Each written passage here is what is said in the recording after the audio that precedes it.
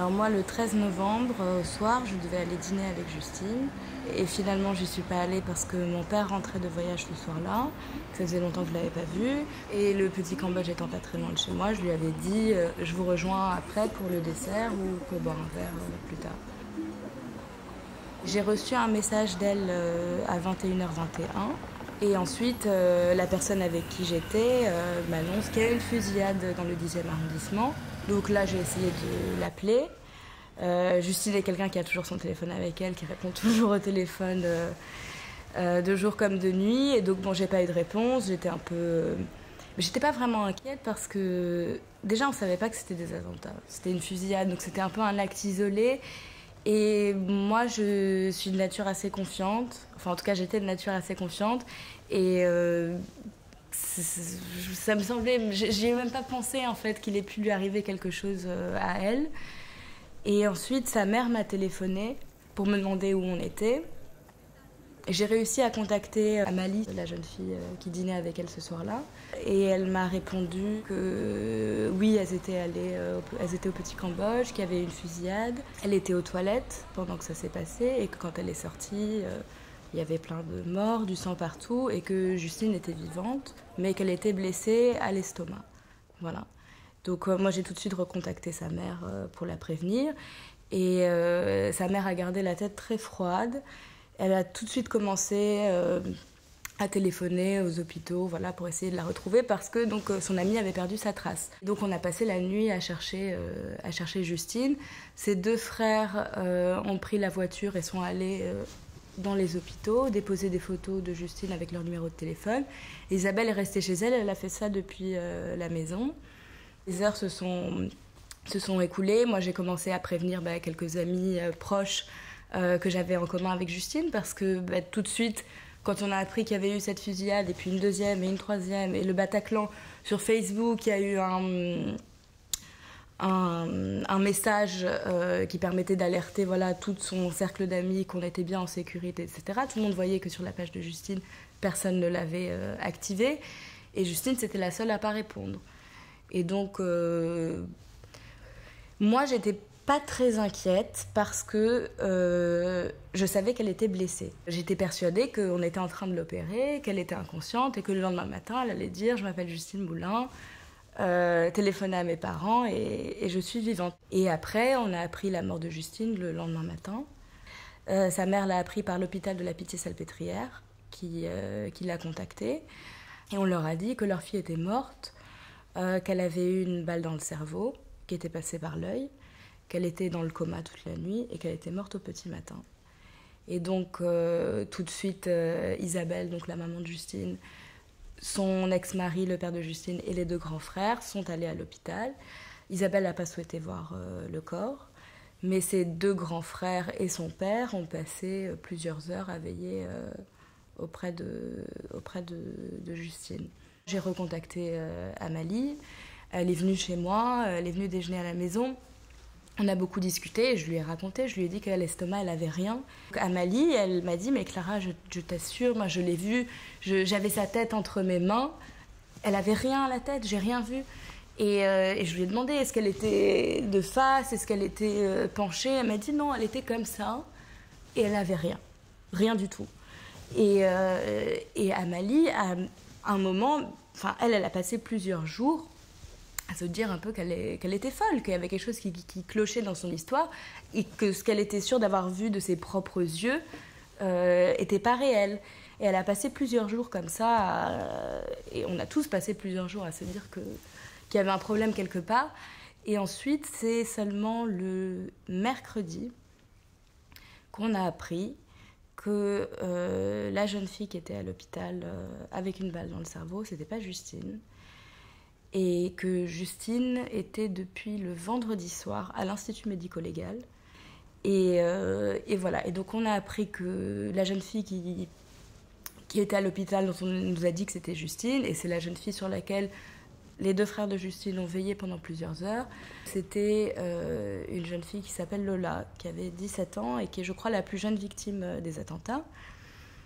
Et il se trouve que cette fille n'était même pas au Petit Cambodge, elle était au Bataclan, donc c'est pas les mêmes lieux, c'est pas non plus les mêmes horaires, parce que le Bataclan, ça s'est passé beaucoup plus tard que la tuerie du 10e arrondissement. Et donc voilà, et donc là le mystère s'est résolu. Donc moi la première personne que j'ai contactée évidemment c'est Amalie, pour lui expliquer qu'elle n'était pas folle, qu'elle avait raison. Et c'est vrai que ça a été vraiment horrible. Horrible parce que... Enfin, moi, quand on m'a annoncé la nouvelle, et c'était pareil pour la famille de Justine, j'ai eu l'impression que ça recommençait, que ça allait jamais s'arrêter, en fait. Qu'on avait appris la mort de Justine, ensuite on avait appris que c'était pas elle, et on se disait, mais qu'est-ce qui va se passer ensuite ? Je comprends que les hôpitaux ont fait un travail admirable, qu'ils étaient bouleversés par les événements et par la situation, que c'était quelque chose qu'ils n'avaient pas été amenés à gérer auparavant. Mais voilà, je ne comprends pas vraiment pourquoi on n'a pas demandé une confirmation. Quand la famille de Justine est arrivée à l'hôpital de la Pitié-Salpêtrière le samedi matin, à aucun moment on leur a demandé de reconnaître le corps, de confirmer l'identification. Moi, c'est quelque chose... tout ce monde-là, c'est quelque chose qui m'était complètement inconnu avant. Et donc, c'est vrai que moi, c'est quelque chose que j'ai surtout vu dans les films, où voilà, on demande est-ce que vous pouvez confirmer que c'est votre fille, que c'est votre sœur, oui, non, et on attend une réponse. À aucun moment, on leur a demandé. Eux, ils avaient passé une nuit sans dormir à faire le tour des hôpitaux de Paris. On leur apprend que leur fille ou que leur sœur est morte. Donc, on leur dit qu'ils ne vont pas la reconnaître, que son visage est bandé. Donc, à aucun moment, ils n'ont remis en doute la parole des médecins. Ils leur ont fait pleinement confiance. Donc, quand ils sont arrivés dans la chambre, ils ont vu en fait seulement son visage. Et de son visage, ils ont vu une toute petite partie, puisqu'elle était presque entièrement bandée. Son corps, ils ne l'ont pas vu. Donc, ils n'ont pas vu ses mains. Et puis, on ne leur a jamais demandé de confirmer, donc c'est vrai qu'ils n'ont pas eu de doute, ils ne se sont pas posé la question, on va vérifier si c'est bien elle. Et la réponse qui a été donnée par l'hôpital, c'est qu'à ce moment-là, il leur semblait que cette fille, c'était Justine, on ne sait pas pourquoi, et que voilà, ils se sont un peu précipités dans l'identification, que ça a été une erreur pour nous, pour Justine, mais que pour d'autres familles, ça les a beaucoup aidés parce que le corps de leurs enfants a été identifié très vite. Et donc, ils ont pu avoir une réponse rapidement et ne pas perdre de temps. Après, moi, je pense que pour la famille de Lola, ça a dû être pire encore parce qu'eux n'avaient pas le corps de Justine. Eux, ils n'avaient rien. Donc, pendant 5 jours, ils étaient sans nouvelles. Ils n'avaient pas de corps. Pas d'hôpital, pas d'endroit, rien. Elle était sur aucune liste puisqu'elle avait été identifiée par personne. Et nous, au moins, on savait qu'elle était morte. Donc après, voilà, pas forcément de la même manière, mais on savait qu'elle était morte et on l'a appris très rapidement. La famille de Lola a dû attendre 5 jours pour avoir des nouvelles. Et c'est vrai qu'en 5 jours, vous imaginez ce qui peut se passer dans la tête des proches. Et je pense qu'en 5 jours, on garde quand même un espoir qu'elle soit vivante quelque part, incapable de se souvenir de qui elle est, ou incapable de parler, ou que sais-je encore. Je me suis refait le film dans ma tête des centaines et des centaines de fois, et parfois je me dis que peut-être que si j'étais allée, j'aurais dit venez, on va ailleurs, j'ai pas envie d'aller dans ce restaurant, on va dans un autre, ou on se met pas sur cette table-là qui est près de la fenêtre, on se met au fond. Il y a des gens qui ont survécu là-bas.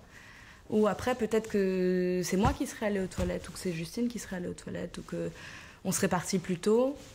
Parce que c'est vrai que quand Justine est morte, elle avait sa carte bleue dans les mains, elle était en train de payer.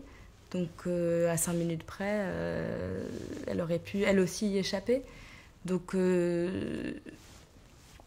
j'ai passé beaucoup de temps à m'imaginer ce que ça aurait pu être, comment les choses auraient pu changer. Mais après, c'est vrai que les choses sont comme elles sont et malheureusement, on ne peut pas revenir en arrière.